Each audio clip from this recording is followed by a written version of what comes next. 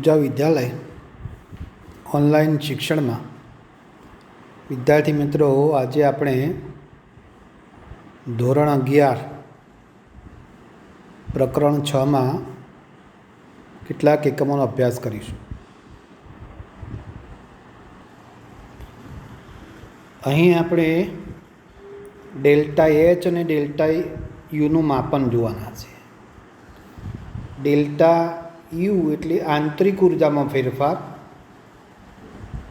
અને એમના માપનને આપણે કેલરીમીટર તરીકે ઓળખીએ છીએ। એટલે કે ડેલ્ટા યુ આંતરિક ઉર્જામાં ફેરફાર કેવી રીતે માપી શકાય એના માટે અહીં આગળ આપણને એના માપનની પદ્ધતિ આપી છે। બોમ્બ કેલરીમીટર નામનું સાધન છે આ, અને આ બોમ્બ કેલરીમીટર નામના સાધનમાં આપણે યોગ્ય દહનશીલ પદાર્થ ને ઓક્સિજનની હાજરીમાં દહન કરીએ અને આકૃતિમાં જોઈ શકો છો તમે કે એ જે મુક્ત થતી ઉષ્મા છે એ અહીંયા પાત્રની બહારની બાજુ જે પાણી ભર્યું છે એ પ્રાપ્ત કરશે, અને એ જે ઉષ્માનો ફેરફાર થાય છે અચળ કદે એને આપણે આ થર્મોમીટર દ્વારા તાપમાનનો થતા ફેરફાર આપણે માપી શકીએ છીએ।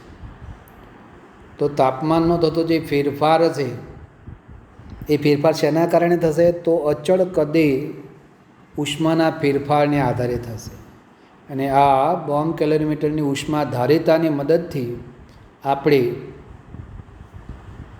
ડેલ્ટા યુ મેળવી શકીએ છીએ। તો આ રીતે આપણે આંતરિક ઉર્જાનો ફેરફાર માપી શકીએ છીએ।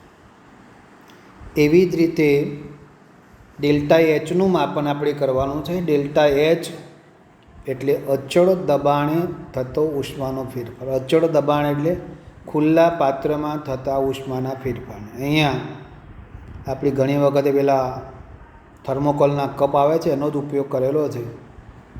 તો એ થર્મોકોલના કપમાં પ્રક્રિયા મિશ્રણ લઈ અને એમાં થતા ઉષ્માના ફેરફારને તાપમાન દ્વારા આપણે થર્મોમીટરથી માપ્યું છે, અને એની મદદથી અચળ દબાણે થતા ઉષ્માનો ફેરફાર જેને આપણે ડેલ્ટા એચ તરીકે ઓળખીએ છીએ।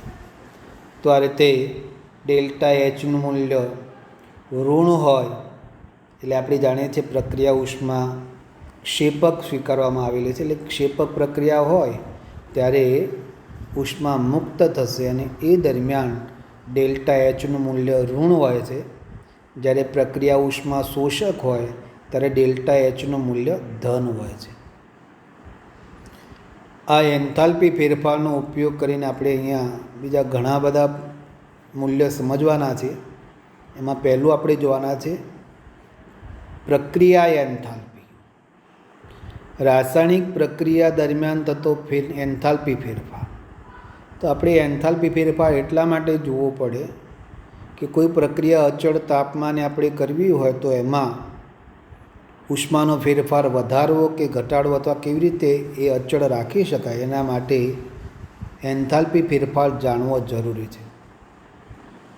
તો રાસાયણિક પ્રક્રિયા દરમિયાન જો પ્રક્રિયા ઉષ્મા ક્ષેપક હશે તો એન્થાલ્પી ફેરફાર ઋણ હશે, અને ઉષ્મા શોષક હશે તો એન્થાલ્પી ફેરફાર ધન હશે।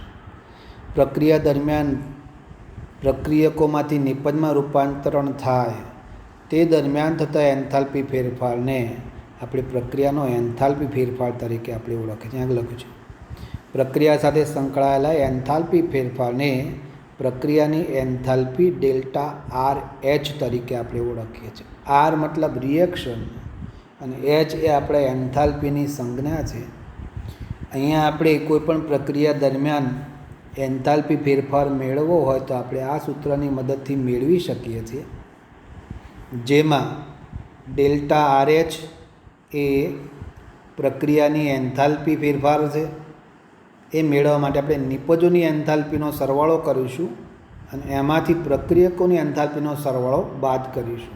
તો આપણું સૂત્ર delta R H is equal to sigma AI H નિપજ। એટલે ત્યાં આગળ આપણે એવું સમજવાનું છે કે નિપજની એન્થાલ્પીનો સરવાળો માઇનસ સિગ્મા BI/H પ્રક્રિયકો એટલે કે પ્રક્રિયકોની એન્થાલ્પીનો સરવાળો. સિગ્મા એ સરવાળા માટેની સંજ્ઞા છે અને અહીંયા AI અને BI એ આપણે નિપજો અને પ્રક્રિયકો એ સંતુલિત રાસાયણિક પ્રક્રિયાના તત્વયુગ્મિતિ ગુણાંક છે. આપણે જ્યારે પ્રક્રિયા લખી છે, આપણે જો અહીંયા આગળ એક પ્રક્રિયા છે, methane plus 2O2 give CO2 plus 2H2. એટલે જ્યારે આપણે આ સમીકરણનો ઉપયોગ કરીએ છીએ ત્યારે દાખલા તરીકે અંદર આપણે પહેલાં નિપજોની એન્થાલ્પી ફેરફાર લખવી છે. તો નિપજમાં CO2 અને 2 મોલ H2O છે.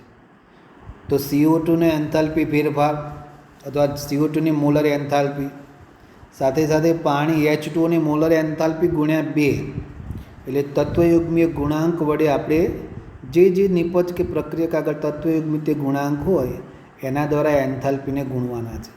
તો આપણી આ જે પ્રક્રિયા છે મિથેનની દહન પ્રક્રિયા કહેવાય. CH4 plus 2O2 gives CO2 plus 2H2. આપણી આ પ્રક્રિયામાં આપણે એન્થાલ્પી ફેરફાર મેળવવા માટે પહેલાં નિપજોની એન્થાલ્પી લેવાની છે. એટલે પ્રક્રિયક પછી એમાંથી પ્રક્રિયકોને એન્થાલ્પીનો સરવાળો બાદ કરવાનો. પહેલાં નિપજની એન્થાલ્પી આપણે લખીએ છીએ, તો અહીં લખ્યું છે સમીકરણમાં તમે જોઈ શકો છો. CO2 ની મોલર એન્થાલ્પી વત્તા 2 ગુણ્યા H2O ની મોલર એન્થાલ્પી. H2 આગળ 2 સહગુણક છે માટે એનો સરવાળો કરી દેવાનો.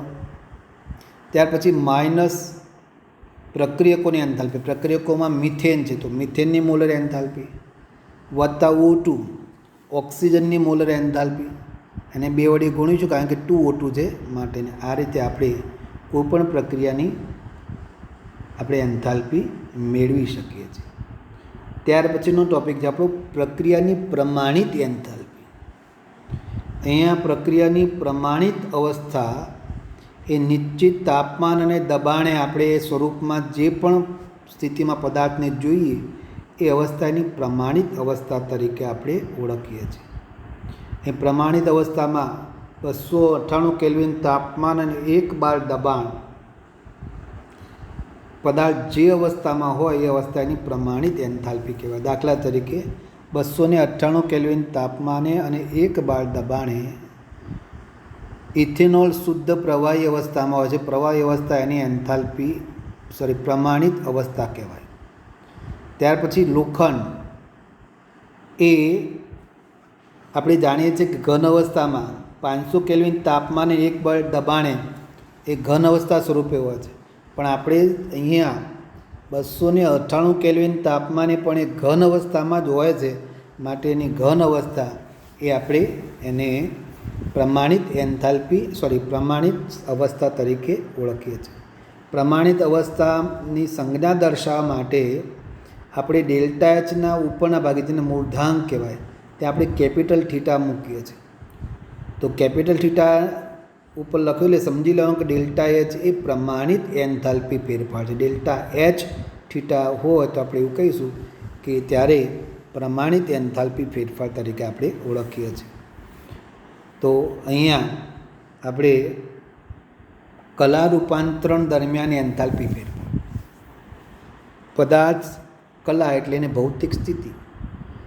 પદાર્થની 3 ભૌતિક સ્થિતિ આપણે અહીંયા સમજવાના છે. ઘન, પ્રવાહી અને વાયુ એને ધ્યાનમાં લઈ અને જ્યારે પદાર્થ એક અવસ્થામાંથી બીજી અવસ્થામાં રૂપાંતરણ થાય ત્યારે થતા એન્થાલ્પી ફેરફારને આપણે અહીંયા આગળ કલા રૂપાંતરણ દરમિયાન થતો એન્થાલ્પી ફેરફાર સમજીશું.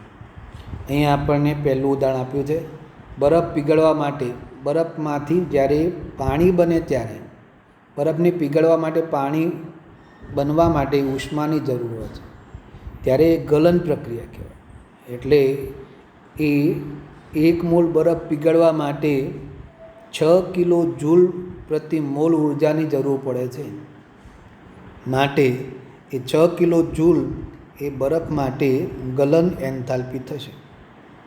તો 1 મોલ ઘન પદાર્થને તેની પ્રમાણિત અવસ્થામાંથી ગલન થતાં તેની સાથે સંકળાયેલા એન્થાલ્પી ફેરફારને પ્રમાણિત ગલન એન્થાલ્પી અથવા ગલનની molar enthalpy delta fusion H theta કહે છે. ફ્યુઝન એટલે ગલન, H એન્થાલ્પી ફેરફાર છે. પ્રમાણિત સ્થિતિ છે માટે આપણે થીટા દર્શાવીએ છીએ.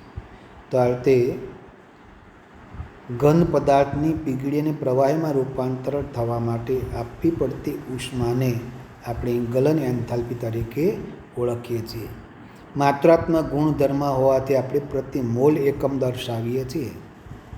ત્યાર પછી અહીંયા પ્રવાહીનું વાયુમાં રૂપાંતર, પાણીની બાષ્પીભવન થઈને પાણીની બાષ્પ બનવાની પ્રક્રિયા છે.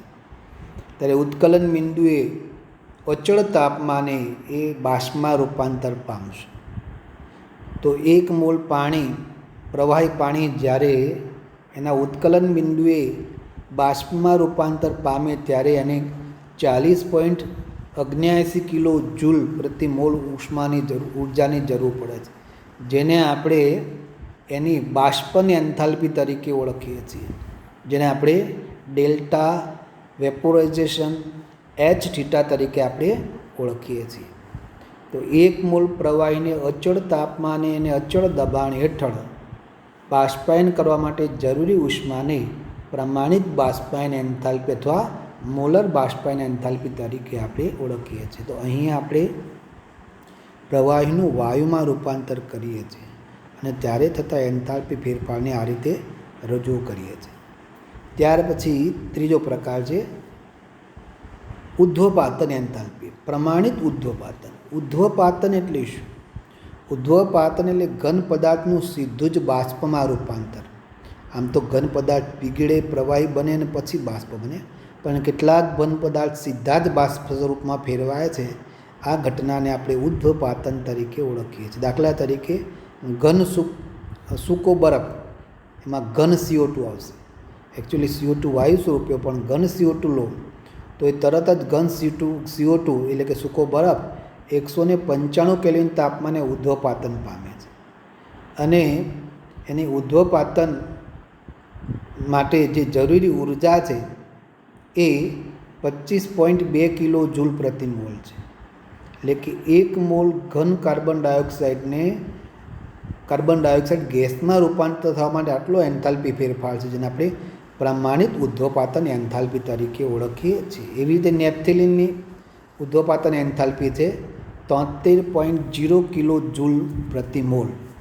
તો આ રીતે જુદા જુદા પદાર્થની ઉદ્ધ્વપાતન એન્થાલ્પી જુદી જુદી હોય. આપણે વ્યાખ્યાયિત કરીએ છીએ આગળ કે પ્રમાણિત ઉદ્ધ્વપાતન એન્થાલ્પી ડેલ્ટા સબ્લિમેશન H થીટા જ્યારે 1 મોલ ઘન પદાર્થ અચળ તાપમાને અને પ્રમાણિત દબાણ હેઠળ ઉદ્ધ્વપાતન થાય તે દરમિયાન થતા એન્થાલ્પી ફેરફારને આપણે પ્રમાણિત ઉદ્ધ્વપાતન એન્થાલ્પી તરીકે આપણે ઓળખીએ છીએ. તો અહીંયા આપણે એન્થાલ્પીનો ફેરફાર એ એક અવસ્થામાંથી બીજી અવસ્થામાં પદાર્થ રૂપાંતર થાય ત્યારે થતા એન્થાલ્પી ફેરફારને માપવા માટે આપણે અહીં આગળ કર્યો છે. તો અહીં આગળ એ આપણને દર્શાવ્યું છે. ત્યાર પછી પ્રમાણિત સર્જન enthalpy.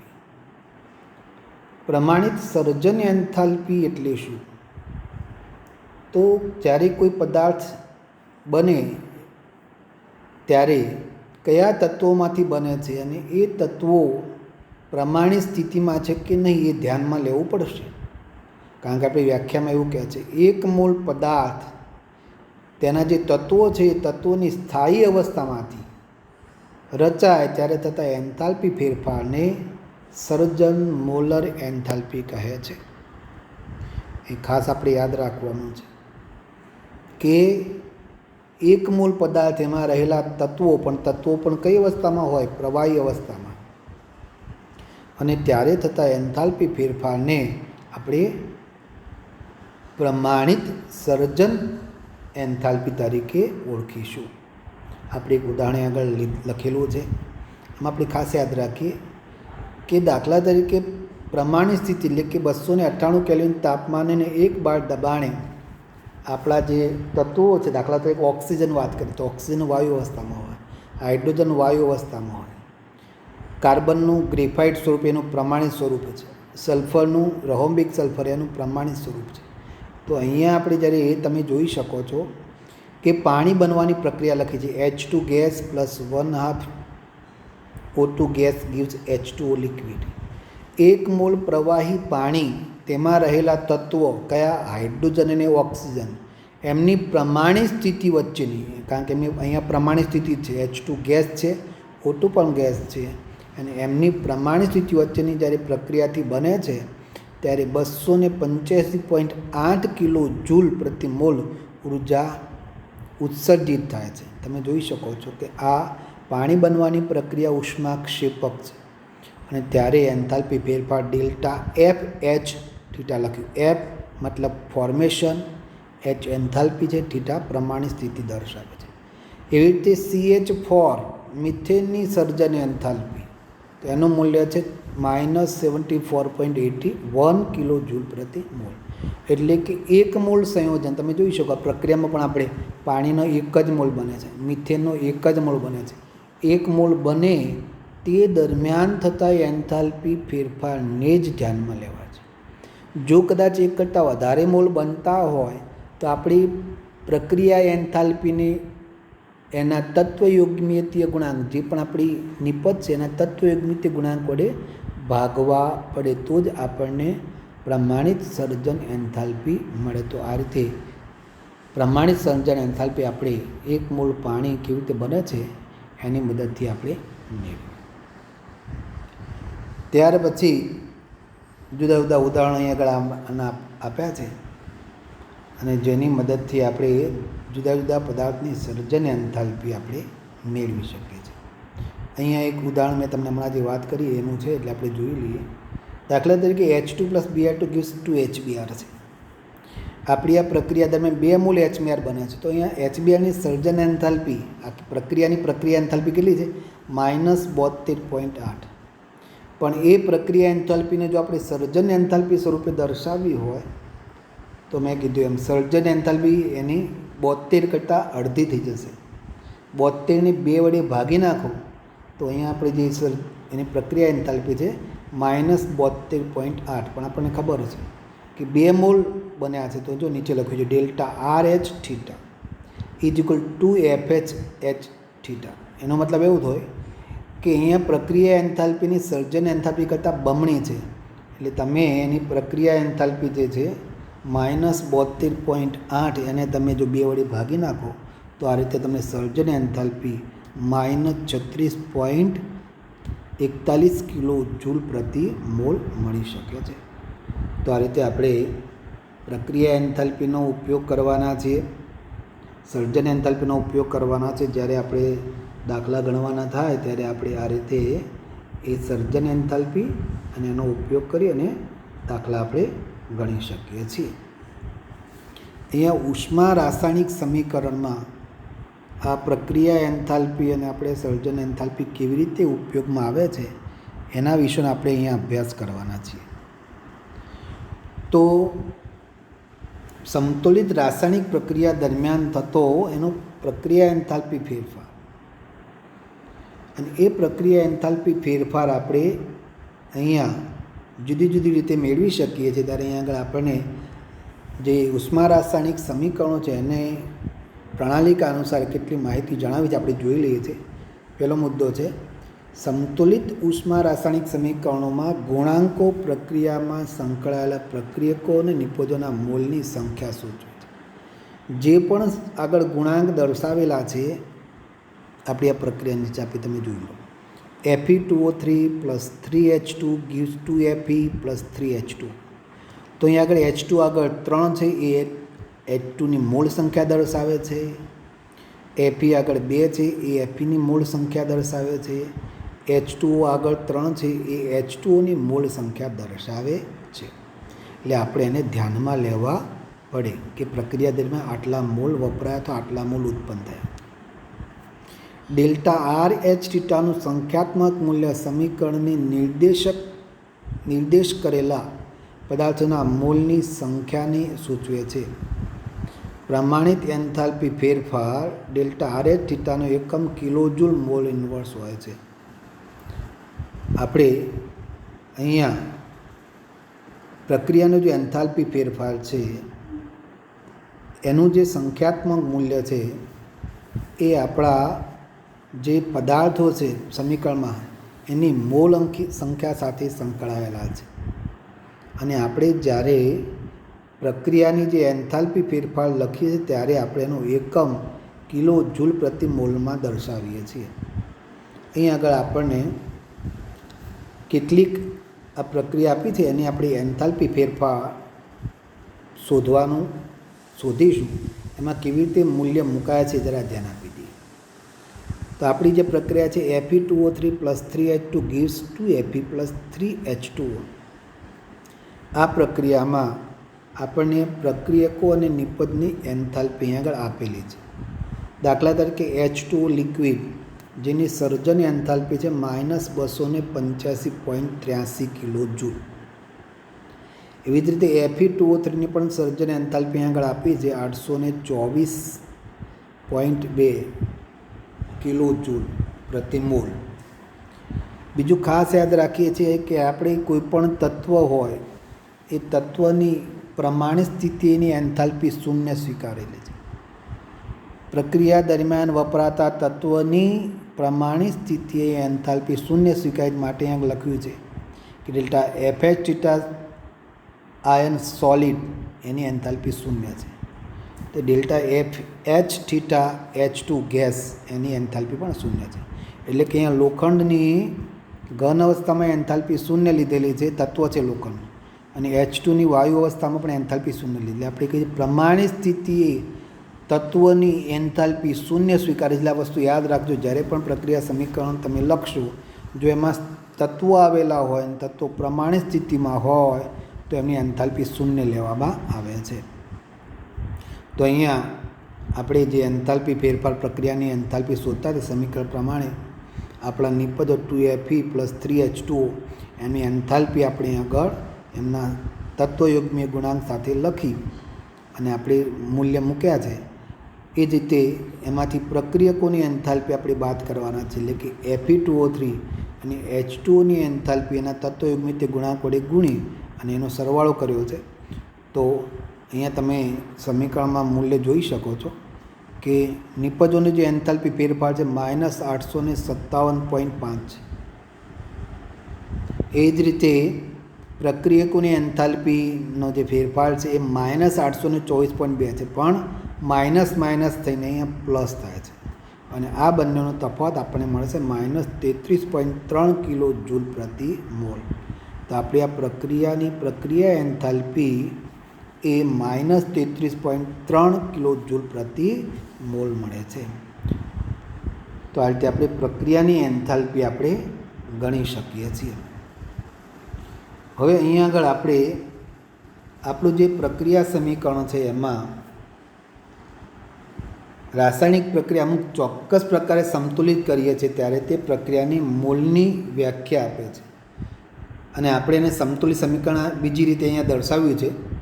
દાખલે 1/2 Fe2O3 + 3/2 H2 gives Fe + 3/2 H2O. પ્રક્રિયાનો આપણો જથ્થો ને પ્રણાલીના આપણે જે આગળની પ્રક્રિયા જોઈએ એમાં પ્રક્રિયા સમીકરણ આપણે સંતુલિત અવસ્થામાં જ હતું. અહીંયા આપણે ચોક્કસ પ્રકારના ગુણાંક વાપરીને આપણે આ મૂલ્ય મેળવીએ છીએ. તો અહીંયા આપણું જે મૂલ્ય મળે છે એ તમે જોઈ શકો છો કે -16.6. જે મૂલ્ય આપણે જે અગાઉ હમણાં પ્રક્રિયા એન્થાલ્પી આપણે મેળવેલી એના કરતાં અડધું છે. તો અહીંયા આપણે દર્શાવી શકીએ કે એન્થાલ્પી માત્રાત્મક ગુણધર્મ છે. શું દર્શાવે છે? માત્રાત્મક ગુણધર્મ છે. તો અહીંયા આપણે જેમ જેમ જથ્થો બદલાશે, માત્રા બદલાશે, એમ એનો ગુણ બદલાશે. એટલે આપણે જો શરૂઆતમાં આપણે જે પ્રક્રિયા જોઈ હતી એમાં એક મૂળ છે, આપણે સહગુણકમાં કંઈ ફેરફાર કર્યો નહોતો, પણ બીજું જે સમીકરણ આપણે તારા હમણાં લખ્યું છે એમાં બધા સહગુણક બધા પ્રક્રિયકોને નિપજોને આપણે 1/2 વડે ગુણી નાખ્યા તો આપણી એન્થાલ્પી પણ કેવી થઈ જશે? અડધી થઈ જશે. એમાં પહેલાંમાં -33.3 હતી, જો અહીંયા બદલાઈને -16.6 થઈ ગઈ. એટલે માત્રાત્મક ગુણધર્મ છે એવું કહી શકાય. બીજું, આપણી જે પ્રક્રિયાઓ હોય એ પ્રક્રિયાની જે એન્થાલ્પી ફેરફાર હોય એ જ પ્રક્રિયાને આપણે ઉલટાવી દઈએ, એટલે કે પ્રતિગામી પ્રક્રિયા કરીએ ત્યારે એન્થાલ્પીનું મૂલ્ય એના જ રહેશે, પણ એની સંજ્ઞા બદલાઈ જશે. અહીંયા સરસ મજાનું ઉદાહરણ આપી છે આપણને. N2 gas + 3H2 gas gives 2NH3 gas, અને એની પ્રક્રિયા એન્થાલ્પી છે પ્રમાણિત પ્રક્રિયા એન્થાલ્પી -91.8 કિલો જૂલ પ્રતિ મોલ. આ જ પ્રક્રિયા આપણે ઉલટાવી દીધી કે એમોનિયાના વિઘટનની. ઉપરની પ્રક્રિયા એમોનિયાના બનાવટની પ્રક્રિયા છે, નીચેની પ્રક્રિયા એમોનિયાના વિઘટનની પ્રક્રિયા છે. એટલે 2NH3 gives H2 + 3H2. ત્યારે એ પ્રક્રિયા પ્રતિગામી પ્રક્રિયા છે ઉપરની પ્રક્રિયાની સાપેક્ષે. એટલે એની જે પ્રક્રિયા એન્થાલ્પી છે એ 91.8 કિલો જૂલ પ્લસ થઈ જશે. પહેલાંમાં માઇનસ છે, અહીંયા પ્લસ છે, કારણ કે પ્રક્રિયા પ્રતિગામી છે માટે. એટલે પ્રતિગામી પ્રક્રિયા માટે એન્થાલ્પી ફેરફારના મૂલ્ય એક જ છે, પણ ખાલી સંજ્ઞા બદલાશે. ત્યાર પછી હિઝનો ઉષ્મા સંકલનનો નિયમ ખૂબ જ અગત્યનો અને ખૂબ જ સરસ નિયમ છે. હિઝનો ઉષ્મા સંકલનનો નિયમ. તો અહીંયા આપણે કેટલીક એવી પ્રક્રિયાઓ છે કે જટિલ હોય તો આપણે એને એન્થાલ્પી ફેરફાર જાણવા માટે આ હિઝના નિયમનો ઉપયોગ કરીએ છીએ. એટલે આપણે લખીએ છીએ કે આપણે જાણીએ છીએ કે એન્થાલ્પી અવસ્થા વિધેય છે. તેથી કરીને એન્થાલ્પી પ્રારંભિક અને અંતિમ અવસ્થા પદથી સ્વતંત્ર હોય છે. અવસ્થા વિધેય એટલે આપણે હમણાં જ વાત કરી છે એમ કે જે માર્ગ પર આધાર રાખતી નથી. અને બીજા શબ્દોમાં કહીએ તો પ્રક્રિયાનો એન્થાલ્પી ફેરફાર પ્રક્રિયા એક તબક્કામાં કે શ્રેણીબદ્ધ તબક્કામાં થયેલ છે છતાં સરખો રહે છે. અને આને હિઝના નિયમ તરીકે ઓળખી છે. હિઝ નામના વૈજ્ઞાનિકે આપણને સરસ મજાનો નિયમ એ આપ્યો છે કે કોઈપણ પ્રક્રિયા એક તબક્કામાં થાય કે એક કરતાં વધારે તબક્કામાં થાય, પ્રક્રિયા દરમિયાન થતો એન્થાલ્પી ફેરફાર અચળ રહેશે. તો અહીંયા આગળ એને શબ્દોમાં લખીને આપે છે કે જો પ્રક્રિયા જુદા જુદા તબક્કામાં થતી હોય તો તેની પ્રમાણિત પ્રક્રિયા એન્થાલ્પી પ્રક્રિયાના મધ્યવર્તી તબક્કાને જેમાં એકંદર પ્રક્રિયા સમાન તાપમાને વિભાજિત કરી શકાતી હોય તેમાં તેમની એન્થાલ્પીનો સરવાળો પ્રમાણિત પ્રક્રિયાની એન્થાલ્પી હશે. એટલે શબ્દમાં હું તમને સરળ શબ્દમાં કહું કે કોઈ એક પ્રક્રિયા છે, દાખલા તરીકે carbon + O2 gives carbon dioxide.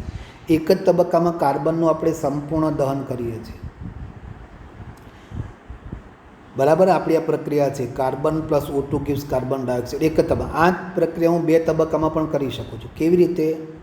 તો આ પ્રક્રિયા લખી છે એ પ્રમાણે હું તમને યાદ કરાવી દઉં. કાર્બન + 1/O2 કાર્બન ડાયોક્સાઇડ પહેલી પ્રક્રિયા, એટલે કે કાર્બન + 1/O2 કાર્બન મોનોક્સાઇડ પહેલી પ્રક્રિયા, એટલે અપૂર્ણ દહન. અને ફરી કાર્બન મોનોક્સાઇડનું આપણે ઓક્સિજનની હાજરીમાં દહન કરીએ, carbon monoxide + 1/2O2 gives carbon dioxide. એટલે પહેલી પ્રક્રિયા જે કાર્બનના સંપૂર્ણ દહન હતી, બીજી 2 પ્રક્રિયામાં આપણે કાર્બનનું અપૂર્ણ દહન કરીને મેળવીએ છીએ. પણ બંને પ્રક્રિયા દરમિયાન થતો એન્થાલ્પી ફેરફાર કેવો રહેશે?